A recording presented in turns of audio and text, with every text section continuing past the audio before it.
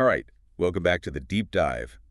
Today we are embarking on, well, quite a journey. We're Definitely. going deep into the very architecture of what it means to be a spiritual being having a human experience. Yeah, peeling back the layers. Exactly. Looking at those fundamental energies that are said to make up, well, everything. The cosmos, ourselves. And exploring the idea that we're way more than just physical. Way more. Yeah. That we have multiple energetic layers, vehicles for our consciousness. And crucially, charting that path of conscious spiritual growth, initiation, as it's often called. It's really a look at our multidimensional nature, isn't it? And how we align all those dimensions. It is. The idea that, just like physical laws govern the material world, there are these energetic principles, these structures that govern consciousness and evolution across different planes, different levels of reality. And we're navigating these. As evolving souls, we're actually moving through these structures. That's the idea. Okay, so to explore this really intricate landscape, we've gathered insights from three, I'd say, pretty significant sources in esoteric literature. Yeah, some heavy hitters. We'll be drawing from the communications channeled as the Law of One. You might know it as the raw material. Right. Then there's the huge body of work transmitted through Alice E. Bailey from the master J-Wall Cool. A massive amount of information there. And also the more recent Mahatma teachings brought forward by Grattan. And each one offers a slightly different angle, doesn't it? A unique lens on, well, perhaps the same underlying reality. That's what's fascinating.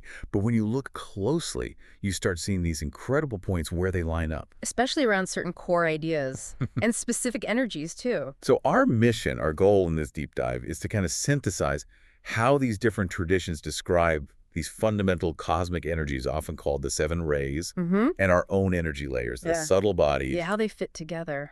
We want to understand the role they play in, say, healing, spiritual development, and mapping out these stages of soul initiation. And we'll keep a special eye, as you mentioned, on one particular energy that keeps popping up. The violet ray.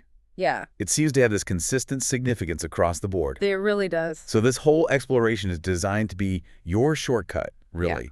A way to get a handle on these complex frameworks, maybe find some aha moments. Connect some dots. Exactly. Yeah. Connect the dots across these different viewpoints and maybe shed some light on aspects of your own journey. Sounds good. So where do we start? The foundation. Let's lay that foundation. Yeah. The core concepts. Rays and subtle bodies. Okay. When you really dig into these sources, this central idea just keeps emerging. Which is? That the universe isn't just, dead matter or random forces. It's composed of fundamental energies. Intelligent energies. Right. Think of them as primary qualities, maybe aspects of the one infinite creator manifesting throughout all of creation. These are the rays. They're often described as, like, the 7 major streams of divine energy, aren't they? Each carrying a specific quality. Like what? Well, like will, or love, or intelligence. They're the building blocks, really, the archetypes behind cosmic manifestation. So everything that exists, a star, an atom, it's all vibrating in relation to these basic ray energies. Yeah, that's the teaching, yeah. Everything has its unique energetic signature based on these rays. And the human being we're seen as like a miniature reflection of that cosmic reality. A microcosm of the macrocosm. We're not separate from these energies. We're made of them. But it goes beyond just influencing our personality or our soul's quality, right?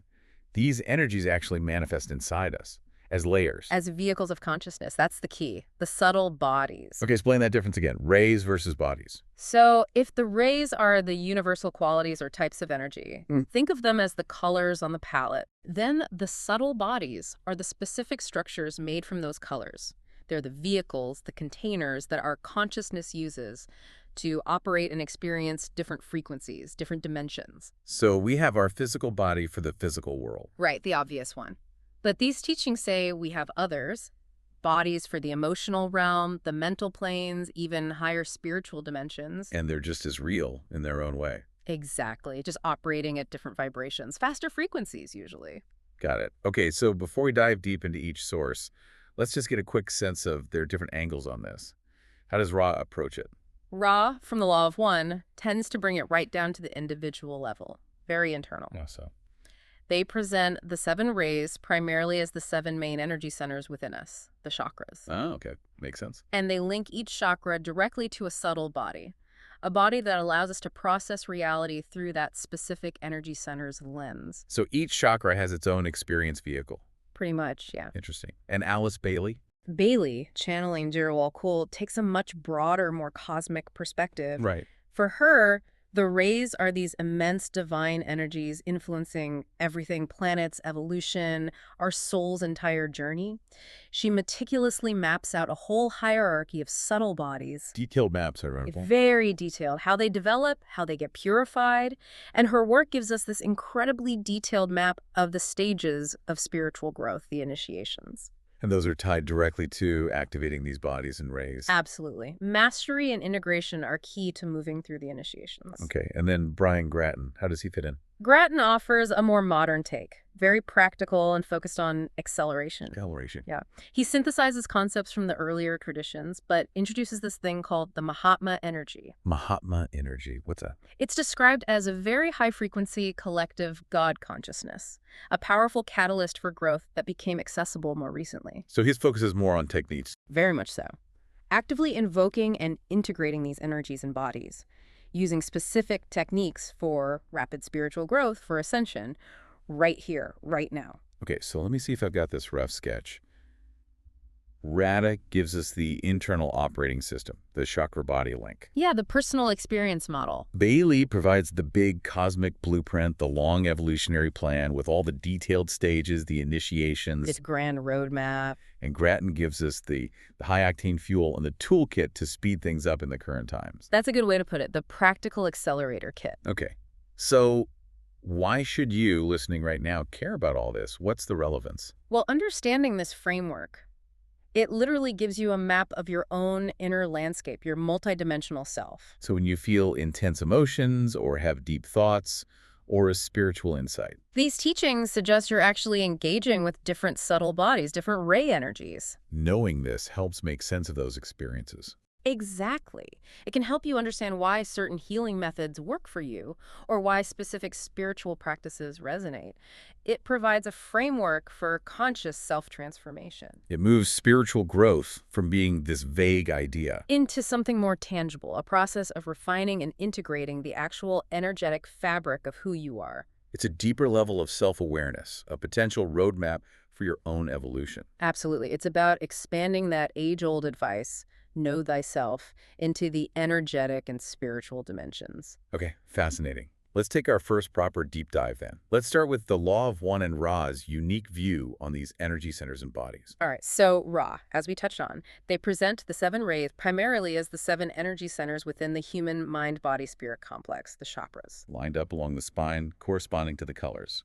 Red divine. Precise. Red at the base, violet at the crown. And each chakra isn't just an energy point. It's a fundamental hub for consciousness and experience. And the key idea is that each center has its own subtle body. Yes, exactly. A corresponding subtle body, a vehicle or form through which consciousness experiences reality at the frequency of that specific chakra. Okay, let's walk through them, starting at the bottom. Let's start at the base, the red ray, linked to the root chakra. Survival, vitality. That's it, the fundamental energy of vitality, survival, just being. The will to exist in physical form. Ra calls the associated body the chemical body, or the elemental physical form. So, not the body we normally think of. Not quite. It's more like the most basic elemental aspect of matter that's been given life force. It's spirit grounding into matter, basic life function before full conscious awareness moves in. Like the raw biological survival drive. Exactly. Okay, moving up, orange ray, sacral chakra. Orange ray, sacral. This governs personal identity, basic emotions, how we relate to others based on personal desire. And its body. Ra associates this with the physical complex formed without self-awareness. Think of the body in its early developmental stages, maybe like a fetus, before the fully self-aware mind-spirit complex really inhabits it.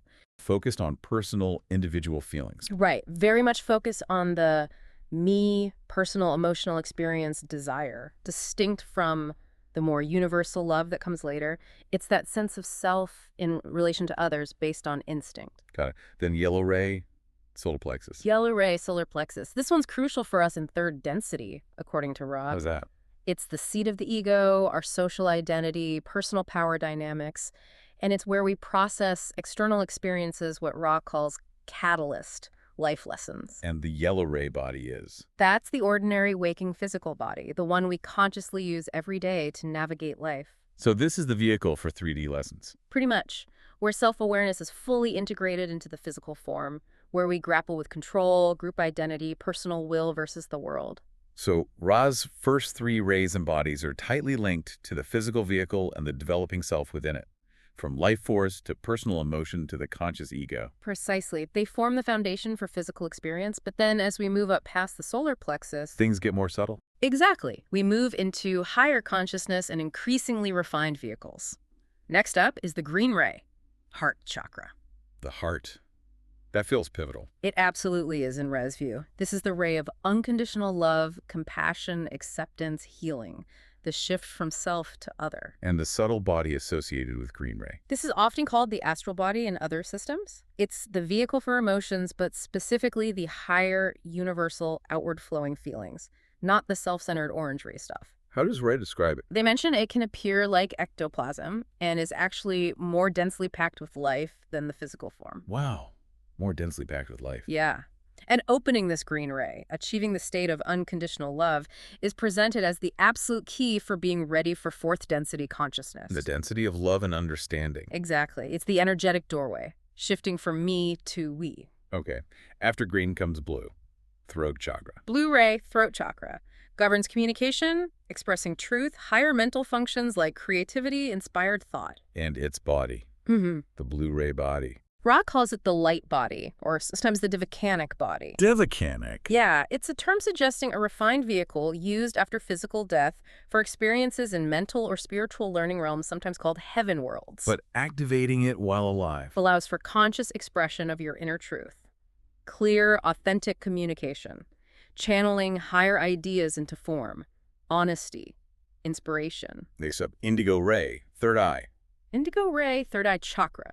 This is the big one for intuition, spiritual insight, direct access to intelligent energy, and the infinite creator. What does Ray call the indigo ray body? The etheric body, or the form maker body. The blueprint. Exactly. It's described as a luminous, energetic blueprint for the physical form. Consciousness can directly shape this body, and it's the vehicle you return to after physical death. The Egyptians called it the Ka. And this is important for healers. Critically important. Ra teaches that an adept healer can project their awareness into this etheric body to channel intelligent energy directly from the creator for healing. How do you know if it's active? A key sign is that dawning recognition, seeing the creator within yourself and within everything else, that inner knowing. Finally, the top. Violet ray, crown chakra. Violet ray, crown.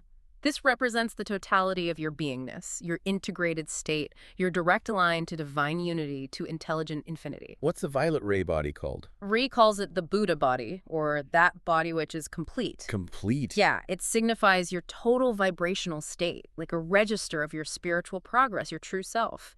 Ray says it's extremely close to unity with all that there is. So it's less a vehicle for specific tasks, more a state of being. That seems to be the emphasis, a holistic expression of your alignment with the One, the ultimate doorway to Source. So Ray's path of evolution is activating, balancing, integrating these centers and bodies from red up to violet. That's the core of it. Grounding in matter, navigating selfhood, learning through ego, opening to love, expressing truth, accessing intuition, and finally, achieving unity. And they really stress building from the base up, don't they? Absolutely. Health, balance, effective progress, it depends on a stable red, orange, yellow foundation. A balanced ego, healthy vitality. You can't safely open the higher centers like the heart without that grounding. Trying to skip steps leads to trouble. Imbalances, difficulty integrating higher energies, yeah. Working through green, blue, and indigo prepares you for that violet ray unification. And for healers and teachers. Rader highlights they need to operate from indigo and violet, the etheric blueprint and the totality body, because those levels are closest to unity, allowing them to channel the deepest healing, that intelligent energy from the creator. Accessing intelligent infinity through the violet ray. It's not just personal. No, it's a source of profound blessing and power that can flow outwards for others. That framework is incredibly clear, a real map of the inner journey. As you're listening, it's worth considering which of these centers, these rays, feels most active or maybe most challenging for you right now. Yeah, where's the energy flowing? Where are the blockages? Rada system helps pinpoint areas for inner work. It's a very practical internal model. Okay, now let's broaden our view. Let's bring in Alice Bailey's system, which looks at the rays on a more cosmic scale and gives us that detailed map of initiation. Right. Bailey's teachings, coming through J. Walkul, present the 7 rays as these fundamental dynamic streams of divine energy emanating directly from the One Life, the logos of our solar system. So not just internal centers, but cosmic forces. Exactly. They're the creative forces behind all manifestation, shaping everything, giving everything specific qualities and purposes. It's divinity in action. And she gives them specific names and qualities, right? Linked to will, love, intelligence. Yes, she does. Let's run through them quickly. Okay. The first ray, will or power. Think divine purpose, initiation, breaking down the old synthesis. Second ray. Love, wisdom. This is inclusive, love, compassion, attraction, understanding, intuition. Crucially, Bailey says this is the primary ray of our solar system, governs the cosmic heart. Like the green ray for Rob, but on a bigger scale. Kind of, yeah. Third ray, active intelligence, abstract thought, adaptability, creative intelligence shaping form, organization, planning. The blueprint aspect. Fourth ray. That one's interesting. Harmony through conflict. Yes. Energy of beauty, art, the struggle to reconcile opposites. Achieving unity through tension and effort. Fifth ray. Seems more straightforward. Concrete knowledge or science. Analytical thought, truth-seeking via investigation, scientific method, pursuit of facts. Sixth ray. Devotion or idealism. Faith, belief, single-pointed focus, often intense idealism, sacrifice.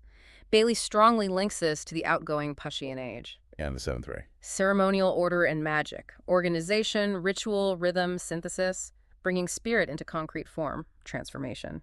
And this one. This is the violet ray again. Explicitly linked with the color violet, often called the violet ray. Bailey says it's becoming increasingly dominant as we move into the Aquarian age. So in Bailey's view, we're influenced by these cosmic rays on multiple levels. Yes. You have a soul ray, the fundamental quality of your higher self's purpose over many lives. Then a personality ray, the dominant energy shaping your current incarnation's expression through your physical, emotional, lower mental self. And even the individual bodies can have their own ray influence. Correct. Your mental body might be influenced by one ray, your emotional body by another. It creates a complex, energetic signature. Like a unique blend of these cosmic colors shaping who we are and what we're here to learn. Exactly. For example, a second ray soul, love wisdom, might incarnate with a fifth ray personality, science, to learn how to ground that love through practical, logical understanding. Bailey also maps out the subtle bodies in great detail, doesn't she? She does. It expands on the basic idea. She talks about the dense physical body, then the etheric body, the vital energy double, quite similar to Rai's etheric form maker body. Okay. Then the astral or emotional body, the mental body, which she divides into lower concrete mind and higher abstract mind. And then higher bodies. Yes. The causal body, this is seen as the soul's vehicle, holding all past experiences and lessons on the higher mental plane. Then the buddhic body, the vehicle for divine intuition and universal love, on the buddhic plane. And finally, the atmic body, the vehicle for spiritual will on the atmic plane. Wow, that's intricate. So the personality uses the lower three. Primarily, yes. Physical, astral, mental. The soul operates through the higher triad. Atmic, buddhic, higher mental, using that causal body as its main vehicle for interaction with the personality. And spiritual growth is about bridging that gap. Exactly. Aligning and eventually fusing the lower personality with the higher soul, bringing the soul's consciousness down into daily life. And this happens through the initiations. Yes. These are major expansions of consciousness, marked by achieving mastery over certain bodies and integrating specific energies. Not just symbolic, but real internal shifts, overseen by the spiritual hierarchy. Let's look at a few key ones. The first initiation. Sometimes called the birth of the Christ within. It involves gaining initial control over the physical and etheric bodies, their urges. Soul light anchors consciously in the physical. Base and sacral centers purified. Yes. And often, that seventh ray energy of order is very active, helping bring rhythm and purpose to the physical life. Second initiation, the baptism. Baptism in water, yes. This signifies mastery over the astral emotional body. Solar plexus and heart centers transform. Purifying emotions. Big time. Selfish desire, fear, lower emotions transmuted into selfless, universal love. Emotional discipline is key, often linked to the sixth ray's devotion turned towards service. And this aligns with Ray's green ray opening for fourth density. Beautifully, it's the conscious cultivation of unconditional love, purifying the emotional vehicle, readying for that higher consciousness. Third initiation, transfiguration. Baptism in fire. Here, the mental body is fully lit up by the soul's light. The personality is transfigured. It becomes a clear instrument for the soul, not driven by ego. The soul's in charge now. Pretty much. The causal body, the soul's vehicle, is fully active, linking personality to the soul plane consciously. Intellect and intuition start blending, working together, unifying throat, third eye, crown. Which rays are active here? The fifth ray, knowledge, brings understanding, but the second ray, love, wisdom, governs how the soul uses the mind. This stage feels very much like achieving adept status in Ray's system, conscious access to intelligent infinity. Okay, now the fourth initiation. Crucifixion or great renunciation. This sounds intense. It is. Deeply profound, it involves the initiate consciously letting go of all attachments, including the attachment to the sense of a separate soul identity and its vehicle, the causal body. Bailey says the causal body is destroyed. What does that mean? Not annihilated, it means transcended. The causal body holds the soul's accumulated experience, but it's also a limitation, a boundary around individual soul identity. So consciousness goes beyond it. Yes. At the fourth, consciousness transcends the need for that specific vehicle. Bailey says it leads to unity between the ego, which she uses sometimes for the higher self monad, and the monad.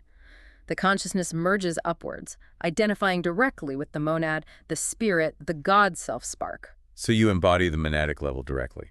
That's the idea. Consciousness is now said to be polarized mainly in the buddhic body, the vehicle of universal love and intuition, operating from the monadic level. Why the suffering aspect, the crucifixion symbolism? It relates to letting go of everything personal, everything individual, a profound sacrifice of the separated self. The fourth ray, harmony through conflict, helps transmute that struggle, and the first ray, willpower, provides the necessary divine force. And how does this connect to Ra? It aligns powerfully with Ra's idea of stepping fully through the violet ray gateway, a liberation into unity consciousness, perhaps experiencing sixth density awareness, which Ra links to sacrificial love and oneness, monadic qualities, shedding the soul's individual vehicle to merge into the universal spirit. And beyond the fourth.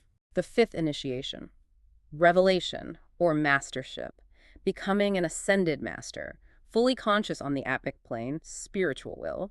They operate from complete mastery, embodying all rays, often working through a specific ray, ashram, or group. Like Ray's fifth or sixth density beings choosing to serve. Exactly. They can even create a projection body, a Mayavarupa, by will, to interact in lower planes if needed. It's an incredibly detailed roadmap. Bailey also talks about the hierarchy guiding this. Yes, the masters of wisdom, humanity's elder siblings guiding from inner planes. Disciples often connect with a master whose ray matches their path, receiving guidance, usually intuitively. And the seventh ray, the violet ray, Bailey, emphasizes its importance now. Hugely important for the Aquarian age. Ray of ceremonial order, magic, transformation. It's becoming dominant, making it easier to ground spiritual energy and principles into actual manifested form on Earth. So relevant for healers, teachers, creators. Absolutely. It governs organized group work, ritual, invocation, energy techniques that bring spirit into matter. It's directly linked to the violet flame idea, transmuting lower vibrations. How does it affect us physically or energetically? Bailey says the seventh ray directly affects the etheric and physical bodies. It boosts life force, helps reorder matter to divine patterns, and crucially, reconfigures the subtle vehicles to hold higher frequencies of light. Reconfiguring the vehicles is needed for initiation. Essential. You need the wiring upgraded, so to speak. She calls it the ray of the priest, empowering us to consciously officiate sacred change in ourselves and the world, manifesting the divine plan. Powerful stuff. Reflecting on Bailey.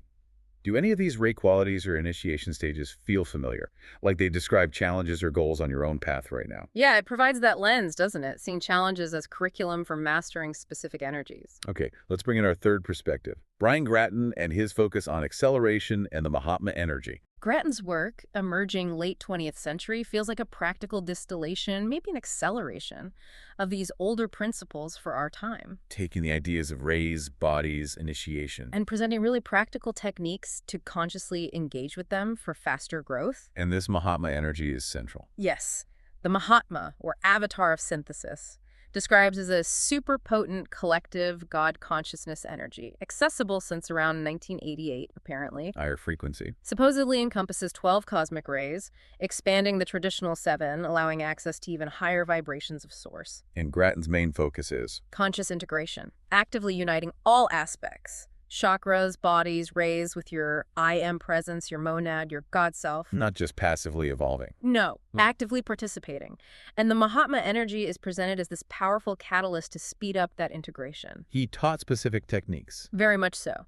Visualizing and invoking higher rays like gold and silver, directly calling in the Mahatma energy, pulling it down through the crown, integrating it throughout your system for healing, clearing, expansion. And what about the violet ray in Grattan's work? Immense importance. Just like in Rand Bailey, but maybe even more central to the practice, specifically working with it as the violet flame of transmutation. So the 7th ray violet flame is key for him too. Absolutely fundamental. It's taught as the primary tool for cleansing the etheric body, the aura, all the subtle bodies, clearing out karma, negative patterns, blockages, lower vibrations. He connects it to magic and transmutation. Directly. The power to transform yourself and your reality using spiritual law. His workshops involved a lot of violet flame invocation. Why is that clearing so important in his system? Because it's seen as necessary prep work. You need to clear out the old density to be able to hold the higher frequencies of the Mahatma energy and build the light body needed for ascension. Ascension. How does he frame that? He presents a framework that kind of parallels or extends Bailey's initiations, leading to stages he calls ascension, maybe like Bailey's 5th or 6th initiation, and then even higher cosmic levels. That's the ultimate goal. Not just traditional mastership, but full conscious integration with your monad, maybe even higher solar levels, becoming a fully integrated aspect of source, potentially while still embodied. And he had that unique concept, the source star. Right. An energy center visualized about 6 to 9 feet above the crown, representing the collective I am presence, the Mahatma. And focusing there draws down the energy. That was the teaching. Focus on the source star, invoke the Mahatma energy from it, and bring those potent frequencies down into your system much faster. And all this builds the spiritual light body. Yes. Which isn't really a new body, but the process of raising the vibration of all your existing subtle bodies, physical, etheric, astral, mental, unifying them into one coherent, high-frequency vehicle capable of embodying your higher self, your monad. It sounds very empowering, taking initiation into your own hands. That's the feel of it. Using conscious will and specific techniques, supported by these higher energies, to accelerate your evolution. His workshops were very experiential, focused on merging personality, soul, and monad, using Mahatma as the catalyst. But it still requires inner work, clearing blockages. Definitely. Which brings us back to the violet flame, and using specific ray qualities as tools, they're essential for that clearing process. How did he see healers and teachers? As vital bridges, people consciously channeling Mahatma and ray energies to assist others accelerate their paths too. It's a vision of conscious ray mastery, embodying soul love, 2nd ray, and monadic will, 1st ray, fully in physical form. Holistic ascension. So for you listening, does this active, practical approach resonate? Have you worked with energy invocation, the violet flame? Grattan offers a framework for that intentional engagement. Yeah, it shifts the focus from just waiting for things to happen to actively making them happen using specific energetic tools. Okay, let's step back now. Let's try to synthesize these 3 perspectives. Ra, Bailey, Grattan. Where do they align? Where do they differ? And what does it tell us, especially about that violet ray? Well, the alignment is pretty striking on the fundamentals. Like what? All 3 acknowledge 7 core energies, whether called rays or linked to chakras. All 3 describe us having multiple subtle bodies. And they all agree spiritual growth involves working with these energies and bodies. Yes, and critically, they all agree it's foundational. You have to ground, balance, purify the lower levels before safely opening the higher ones. Build from the base up. Each stage is a prerequisite for the next. Where do the main differences lie? Mostly in their focus and terminology. Ra gives that internal experiential map, chakras, bodies, their function in consciousness, healing, 4th density readiness. Bailey paints the big cosmic picture. Divine rays, universal evolution, the detailed hierarchy of bodies, the staged initiation roadmap to mastership. And Grattan brings the modern, practical toolkit. Active invocation, Mahatma energy as a catalyst, Focus on clearing, light body building for accelerated ascension now. You mentioned the terminology for lower rays might differ slightly. Yeah, Ra's orange-yellow versus Bailey's second, third rays and their body links. The mapping isn't always one-to-one perfectly, but as you move up the scale... They converge more. Definitely. Especially when you get to the violet ray, the seventh ray. The convergence there is incredibly strong and consistent. Okay, let's really focus on that because it feels like a major unifying thread. What is the shared significance of the violet ray across all three? Okay. For Ra, law of one, violet ray is the apex, crown chakra. It's the Buddha body, the total sum of your beingness, the gateway to intelligent infinity, to unity with the Creator. Activating it means wholeness, allows direct channeling of source energy for deep healing.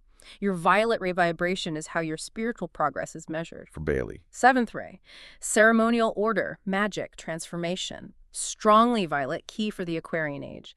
It grounds spirit into matter, manifests divine blueprint, governs sacred structure, ritual, energy work for change. It's the violet flame for transmutation, purifying lower energies. Directly affects etheric physical bodies, reorders matter, boosts vitality, essential prep for initiation. The ray of the priest, empowering us to enact sacred transformation. Utterly foundational for practice. The violet ray, as the violet flame, is the primary tool for deep cleansing, etheric, aura, clearing karma, transmuting negativity. Essential prep for integrating the high-frequency Mahatma energy, building the light body, accelerating ascension. Key for healers clearing disease patterns, for groups purifying collective fields, anchoring the light body while embodied. Wow. So across all three, violet ray means purification, transformation, bringing spirit into form, embodying wholeness, reaching unity consciousness, and it's a vital tool or state for healers and teachers. Exactly. It's not just the finish line. It's an energy actively used throughout the later stages of the journey. Seeing the convergence is really powerful. It suggests that no matter which system resonates most with you. Consciously working with the energy represented by the violet ray through meditation, visualization, invocation, cultivating unity is likely a potent practice for any spiritual path, especially for clearing blocks and prepping for higher consciousness. Okay, using this integrated view, let's revisit that path of initiation, the journey through rays and bodies, seeing it as one continuous process described by all these sources. Yeah, we can see it as consciousness unfolding, expanding, integrating through mastering these different energy vehicles influenced by the re-energies. These are the early stages. Right. Focus on the lower three centers and bodies. Physical, emotional, lower mental. Right. Establishing that stable foundation. Basic health, emotional balance, functional mind, rays red, orange, yellow. Bailey's physical, etheric, astral mastery, influenced by personality rays. First initiation. Soul starts anchoring in the physical, bringing order. Seventh ray, purifying base centers. Conscious commitment. Second initiation, centered on mastering the emotional astral body, replacing selfish desire with selfless love. That critical heart-opening ray's green ray, Bailey's second ray, love wisdom, requires emotional work, often devotion. Sixth ray, key for 4D readiness. Third initiation. Consciousness expands into higher mind. Mind becomes soul's instrument. Bailey's causal body active, integrating Ra's blue, higher mind, and indigo intuition. Blending intellect, fifth ray, and intuition, second ray. Conscious access to higher knowledge, adept status, major integration point for Grattan. Fourth initiation, that profound letting go, shedding the individual soul vehicle, Bailey's causal body, to merge more fully with spirit, the monad. Intense transformation, fourth ray, fueled by divine will, first ray. Consciousness shifts to the buddhic body, universal love intuition. For Ra, fully stepping through the violet ray gateway to unity. For Grattan, integrating monad and beyond into the body via the light body. And fifth initiation and beyond. Mastership, embodying monadic egoic consciousness, operating from highest planes, Bailey's atmic, integrating all rays and bodies into a unified light field, the rainbow body idea, operating as an avatar, a master, consciously channeling divine energy. So different terms, but a similar underlying journey. Purification, expansion, integration. Moving from personality focus to soul infusion to monadic consciousness. And crucially, none of these traditions say you have to do it all alone, right? They all talk about teachers, guides, support. Absolutely. That's a vital piece in all three systems. How does Rail put it? The teach-learn concept is key.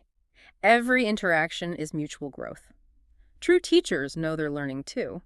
Serving others is serving the Creator. Guides offer catalysts, info, love, energy, but strictly respect free will. They can't do the work for you. They lead by example, by embodying the principles. And Bailey's hierarchy. the spiritual hierarchy, the masters, humanity's elder siblings guiding from inner planes.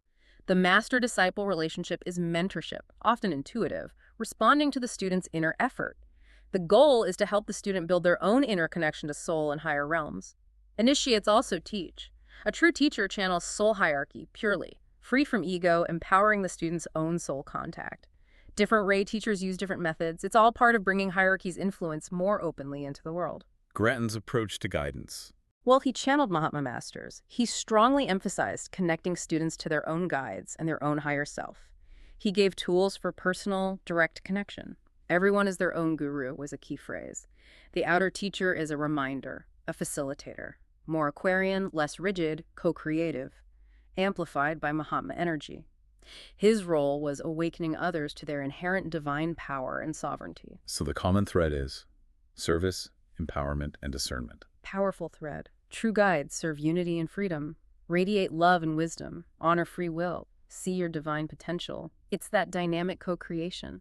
The teacher and the taught together create the teaching. Which means we need discernment. Absolutely. Seek wise guidance, yes, but always use your inner resonance, your heart's knowing, and your clear reason. Does this guidance truly empower your connection to your soul? And ultimately, the most important guide is your own higher self, your soul monad, I am presence. Strengthening that direct interconnection through meditation, contemplation, prayer is paramount. External teachers support that connection. Even Ra said they were just messengers. The truth, the power is within you, accessible via your own inner connection, your violet ray gateway. Okay, so wrapping up this deep dive, we've seen how the rays and subtle bodies through the eyes of Ra, Bailey, and Grattan give us this incredible map, a framework for understanding our spiritual anatomy and the transformation journey. A path towards becoming that fully integrated sevenfold being. And that violet ray, the seventh ray, really stands out across all of them. Purification, transformation, grounding spirit, unity, and essential for healers and teachers. It's consistently highlighted. So by understanding your own energy, maybe seeing which rays or bodies need attention, and consciously working with these energies, perhaps using that potent violet ray for clearing, as all three suggest. You actively refine your vehicles, accelerate your unfolding, consciously participate. And remembering you're not alone. There's support available from guides, from the universe itself, when you ask. Asking creates the opportunity for service, completing that circle of unity. Ultimately, this journey of mastering the rays and bodies, it's not just about personal enlightenment, is it? No, it's about becoming a living instrument, a refined vehicle capable of channeling higher and higher frequencies of divine energy and light for the benefit of everyone. Becoming that radiant, integrated rainbow body being, not just for yourself, but as a beacon, a bridge for others. So as you reflect on all this, the seven rays, the subtle bodies, the path of initiation, where do you sense the greatest invitation for growth right now in your own energy field? Is it about grounding your vitality, clearing emotions, clarifying thoughts, opening your heart more, strengthening your will, deepening intuition, or really embracing that connection to unity? And how might consciously engaging with that specific invitation, how might that begin to unfold your next stage of awakening?